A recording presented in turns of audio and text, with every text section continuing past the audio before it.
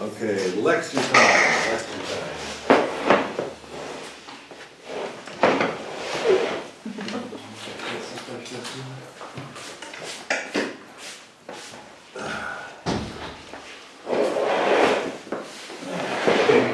Now,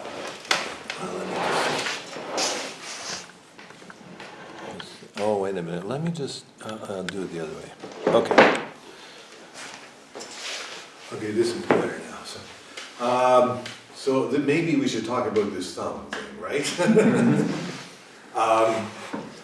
Because it's so important that we've seen. I struggled with this for years. Many years. I knew the thumb is different, and I'm trying to stand it up more and stand it up this way. And I kept doing it in a way which would stiffen it. So when I would go to play a fast scale, it would continue to fall down. So this standing it up and not having it stiffen, it has to be combined with this rotations, pronation, supination, pronation, supination. And the unopposition and the opposition and the unopposition and the opposition and the growing the space and closing the space, which is abduction and abduction. So you see there's 6 different movements. Adduction, abduction, opposition, unopposition, supination, pronation. And so you've got 6 paradigms, and they're all constantly interacting and changing, and there's 50% of this and 22% of that, and 28% of this, and like that, and then the percentages are changing very small. So why is that the case? Well, the thumb, the finger goes the distal, medial, proximal phalange, metacarpal bone, 8 wrist bones, arm bones. The thumb goes distal, proximal, metacarpal, maybe a wrist bone, arm bone. So the thumb is basically connected to, so if you take the hand as a kind of a square, well, the root of the thumb is at the other end of the hand. Look, the thumb, the finger stops here at the metacarpal phalangeal joint. And then this second finger goes all the way along its metacarpal to the wrist, and when it gets all the way here to the wrist, it gets to the end of the thumb. The thumb is at the other end of the hand. That's why it can oppose. That's why it can oppose. It's at the other end. Not only that, it has this huge thenar group. This thenar group. So I ask people in workshops to do this, do this, do this. And in the States, half of them do this. And I say, no, do this, do this. I am doing what you said. Yeah. No, you're not. So oppose the thumb, press the thumb onto the flat of the finger, and you feel you can really pinch it. That can be very strong. And actually, when you feel it strong, you feel engagement of muscles all the way up to the back. Yeah. And now, just let your hand kind of curl a little bit. The fingers, let them curl a little bit, okay? And now try to do that same opposition movement. It's like totally ineffectual. Like you can't, there's no power in it. And many people teach, this is what the pianists have to teach. So they teach this, and this is good for the fingertip, because the fingertip here, that's like the ankle, right? And the ankle needs to be springy. Runners need to have really springy ankles. But this risks emasculating the second metacarpal, the hand-hip joint. It risks taking it out of the game. So now, flatten, flatten, flatten, pinch. So start here. Curl, curl, curl, flatten, flatten, flatten, pinch. Curl, curl, curl, curl, flatten, flatten, flatten, pinch. And you'll feel the increased engagement of the entire hand and the reduced engagement of the entire hand. So we need this curling action, but it creates a certain stress if not done well. This is how I curl and not create stress in my hand. I keep my metacarpal phalangeal joints good. If I curl like this, that's bad. Because the metacarpal phalangeal joints are now sunk down and my whole underarm is tense.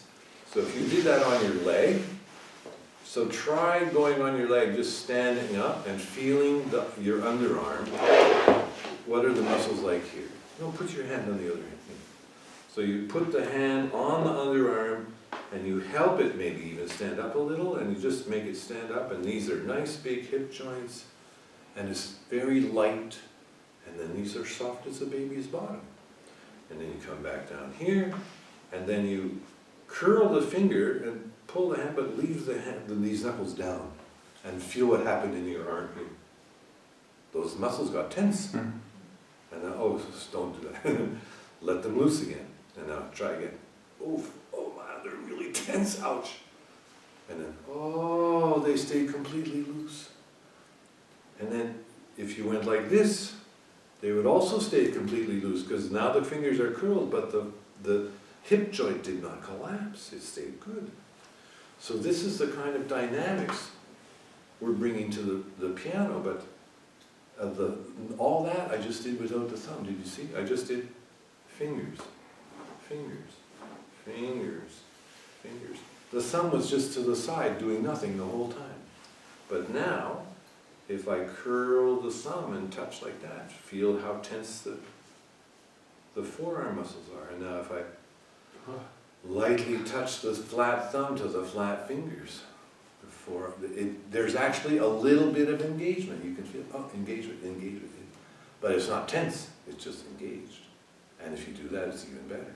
And if you do this with your elbow too, it's even better. That's right. Ah, now this stayed really soft, and I got a nice, focused hand.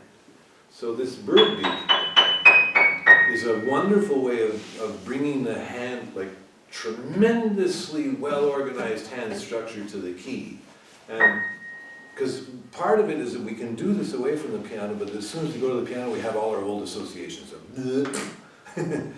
but the bird beat prevents you from screwing around with your old associations. It's just, no, you have to just take a hand structure and peck, and you can peck, peck, peck, peck like this, and you do that as much as possible. This is going to stay soft. You can peck, peck, peck, peck, peck, and you see this stays normal. So then you separate the thumb away from the bird beak, but you think, oh, my thumb wants to oppose. So now, how can I show this to you? Stand your hand up on your fingers and leave your thumb about a short distance away from your second finger. Okay. And now let your thumb get further away. Let your thumb get further away. Do you feel your hand starting to collapse? The thumb's getting further away and the hand's starting to collapse. Now just think about, I'm not going to do it, I'm just going to think I'm bringing my thumb towards the finger. Just think about it. Think about it, and you feel the whole hand transforms. Because now the hand is mobilized, I'm going to oppose. That galvanizes all the muscles up and down, in the hand, in the arm. Ah, I'm going to oppose. And now, I'm not going to oppose. I'm going to oppose. I'm not going to oppose. And you see, it gets kind of flabby. It gets kind of unfocused. I am the opposer. This is my universe. I oppose. I am thumb. What was Thor is the god of thunder? I am Thumb, the god of thunder.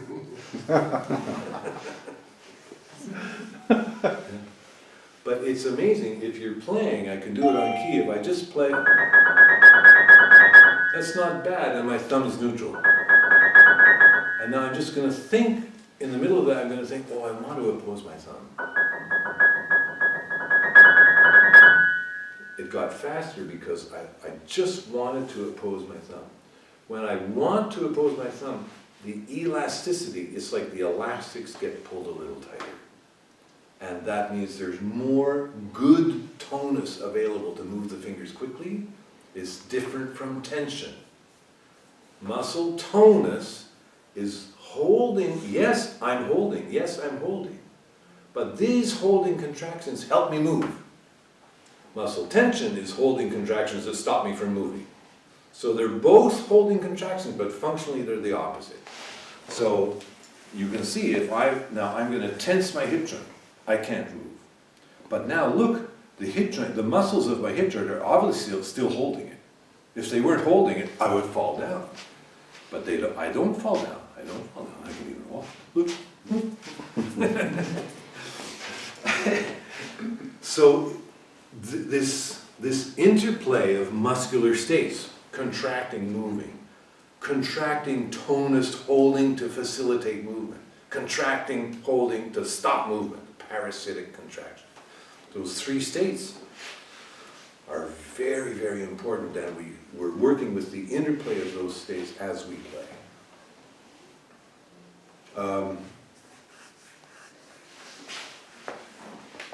So the thumb, the structure of the thumb. This try the balcony position. So just put your thumb on your thigh. I knew what I had to do with it. Okay. Forget it. Okay. Try to play a scale of 4, 3, 2, 1, 3, 2, 1, 4, 3, 2, 1. Just the normal way you play a scale. Yeah. Oh, it's already the second day of the Institute, you're all playing way better. Some people come at the beginning, I should have done this at the beginning, and some people play like this, like a little arm movement and a little collapse of the finger and everything like that. You see all sorts of that stuff, and people really play like that, but you guys have been here already a day. You're all too good. So play 1, 2, 3, 5, 4, 3, 2, 1. Stand the hand up like that. And that's interesting. You see, all of your fingers are pointing over there. My fingers are pointing towards the ceiling. So look, drop, look, drop your elbow. Yeah. And then 4, 3, 2, 1, drop the elbow. That's right. And then 4, 3, 2, 1, drop the elbow. So 4, 3, 2, 1, drop the elbow. 3, 2, 1, drop the elbow. 4, 3, 2, 1, drop the elbow. 3, 2, 1. Keep it springing. Keep it springing. Don't stiffen it. Don't stiffen it. Do that, and now just spring. A little more. Something's not letting go. Touch your wrist. Let this go. Ah! That's from yesterday. Now don't shove it down. Look, drop your elbow back. Drop your elbow back. There, we found the angle. There's always some angle, and each of you will have a different angle. Somebody might want to do this. Somebody might want to do this. Somebody might want to do this. Somebody might want to do that. But somewhere in this circle here, there's a springy thumb on a sky-reaching finger. Springy thumb, and I call this the rearing horse. So the thumb is the back legs of the horse, and these are the front legs of the horse. I've got a picture of it in pianos. Yeah, like that. So if we practice a scale, why did I give that to you? Because people play a scale, kids play a scale.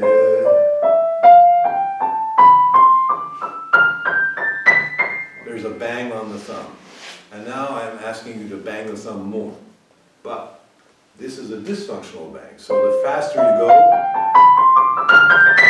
until you're going so fast that you can't play, it breaks down. But the functional bang, bang, oh, I stood up. Bang, I stood up. Bang, bang, bang. It's also not musical, there's a big bang, but this standing action is exaggerated for a reason. So I go a little faster. It's still exaggerated, but you hear it was a little less exaggerated. It started to fit in a little bit more, but the muscles now, at the fast speed, the muscles will not be able to move me like this. The muscles will just stay internalized, but the muscles contract the same way, as if they wanted to do this. And because the nervous system, the reflexes, they know, oh, I want to do this. They don't have time to do the movement, but the muscles have time to fire as if they were going to do that movement. And that rockets you through to the next group. So the functional bang, you practice it with a big bang, but it's a stand-up bang, not a fall-down bang, which will get worse and worse as the speed increases. The stand-up bang gets better and better as the speed increases. And you remember yesterday I was talking about sometimes the apposite image just makes the thing work, and I was working with somebody for a long time trying to get an even scale, and finally I just said, it's like a wheel. And then she started to play great. And the reason she started to play great, because the thumb had learned this stand-up, the go-away hand, go-away hand, go-away hand. It had learned it so that it could start to do it quicker and quicker and quicker and quicker, and integrate into the thing. So the thing is, the faster you go, you have to have really accented this quick go-away hand movement until the point that the reflexes can do it more quickly and in a more contained way. Scales, that was scales to the inside, this left hand going up, right hand going down. Scales to the outside is another form of thumb go-away hand. So again, here, my hand launches, my thumb launches me to the next group. The thumb goes like this, and the hand is already there. The hand never has to go, So as I said yesterday, I was talking about, it's not, where's the key? Where's the key? There's the key. Why do I go, there's the key? Because my thumb brought me there. The thumb lifts the hand up and carries it over. And going down, it's the thumb goes, the hand stands up to carry the thumb here. And now the thumb goes, go away hand, go away hand, go away hand. The thumb goes, go away hand, go away hand, go away hand, go away hand.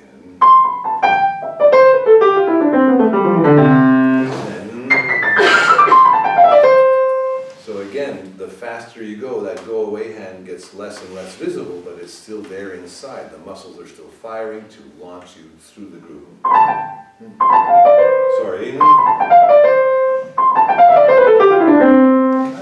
I need to practice more. I'm like you, I just teach, I never practice now.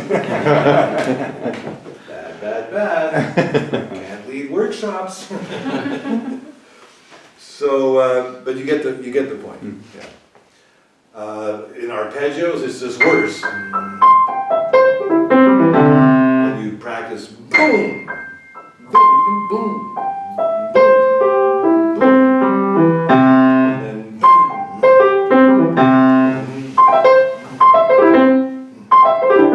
So you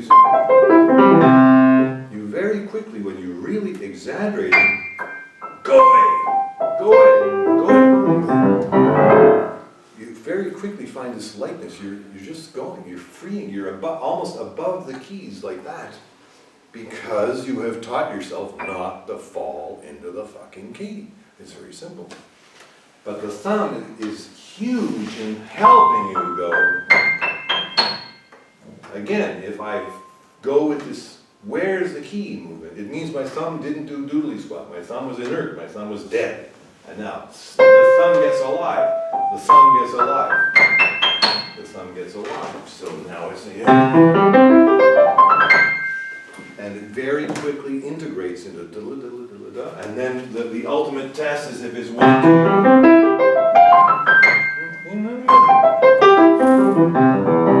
If you do it in groups of 4, and the thumb is really, really trained to do that very vigorous movement.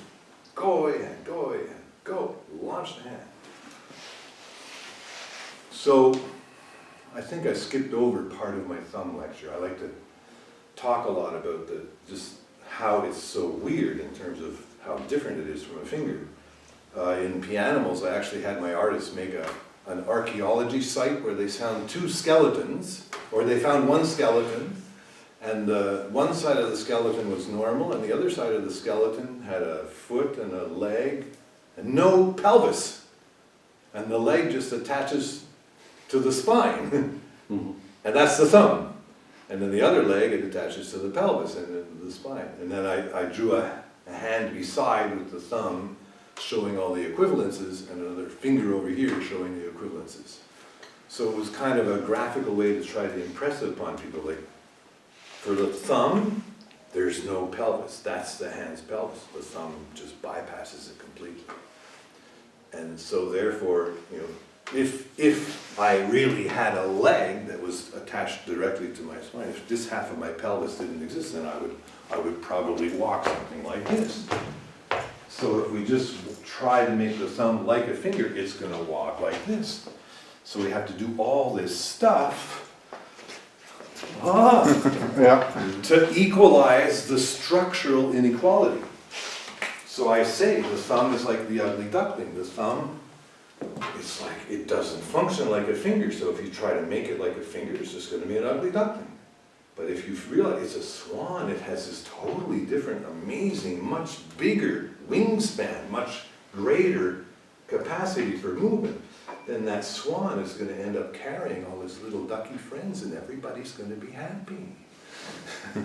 You know, so whatever image, you know, seeps in and makes us realize, my God, this is really different, and I can play great if I fully avail myself of the difference of the thumb and the hand.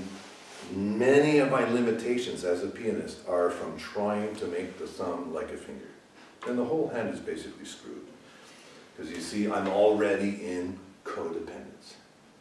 The thumb is trying to help this hand, this arch up. The arch is not trying to stand up because, oh, the thumb's going to do it for me. And now the thumb's not going down, so this arch is going, oh, I can help the thumb, collapsing further. It's a big mess. And so, oh, magic wand. You are a swan. Ah, oh my God. And the movie turned into color from black and white. And life is beautiful again. And Brahms can live. Because it's not an octave, it's a cello and a contrabass, and they're two beautiful voices, and they're totally individuated.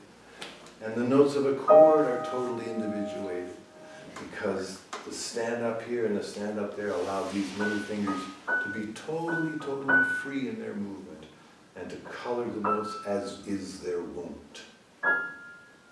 Like that. Yeah. So, sit in the chair. So what we did yesterday, we did this, we rocked forward and we rocked back, feeling the sits bones, of course. And then we stood up onto the fingers, feeling the sits bones, using the sits bones like that. Da-da-da-da, da-da-da-da. What else did we do? Oh, we did this one. Yeah, okay. Going the fingers and hands opposite to the pelvis. So now, as you're coming forward, let's just do one hand. Let the thumb slide down the inside of the leg.